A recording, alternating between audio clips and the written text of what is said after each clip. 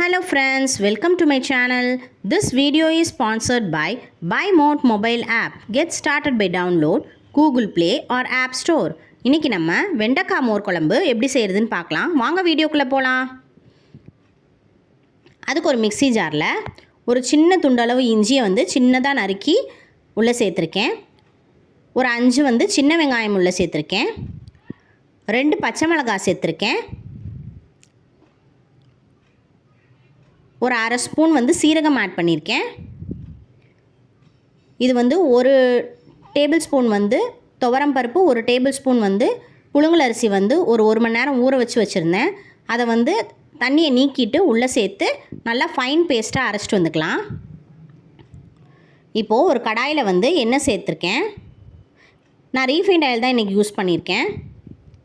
எண்ணெய் காஞ்சதும் கொஞ்சமாக கடுகு, கொஞ்சமாக உளுந்தம்பருப்பு ஆட் பண்ணியிருக்கேன்.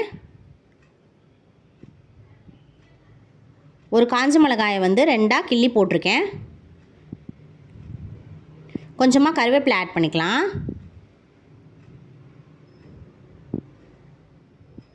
ஒரு 5லேருந்து 6 வெண்டைக்காயை வந்து மீடியம் சைஸில் நறுக்கி அதையும் வந்து உள்ளே சேர்த்துருக்கேன்.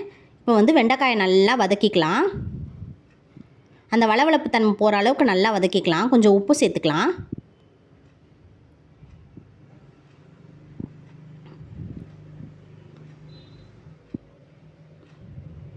இப்போது இந்த அரைச்சி வந்த பேஸ்ட்டையும் உள்ளே சேர்த்தாச்சு.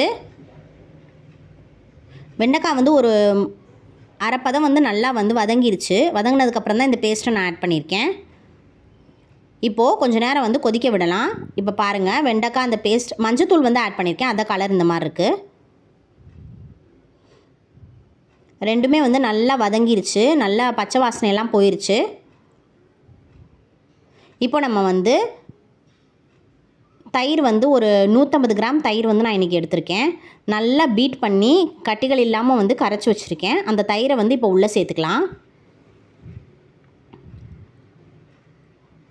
நம்மளுக்கு எந்த கன்சிஸ்டன்சி தேவையோ அந்த கன்சிஸ்டன்சிக்கு ஏற்ற மாதிரி நம்ம வந்து தண்ணி ஆட் பண்ணிக்கலாம். இப்போ இது வந்து ரொம்ப திக்காக இருக்குது. நான் இன்னும் கொஞ்சமும் தண்ணி வந்து ஆட் பண்ணிக்க போகிறேன். இது வந்து ஒரு கொதி வந்தவுடனே நம்ம ஆஃப் பண்ணிடணும். உப்பு பத்தலை, ஸோ கொஞ்சம் வந்து நம்ம உப்பு ஆட் பண்ணிக்கலாம். ரொம்ப கொதிச்சிச்சின்னா வந்து ஒரு மாதிரி தயிர் வந்து கட்டி பிடிச்ச மாதிரி ஆயிரும். மைல்டாக கொதி வந்ததுக்கு அப்புறமே ஆஃப் பண்ணிடலாம். நம்ம இந்த வெண்டைக்காய் மோர் குழம்பு வந்து ரொம்ப டேஸ்ட்டாக இருக்கும். எல்லோரும் ட்ரை பண்ணி பாருங்கள்.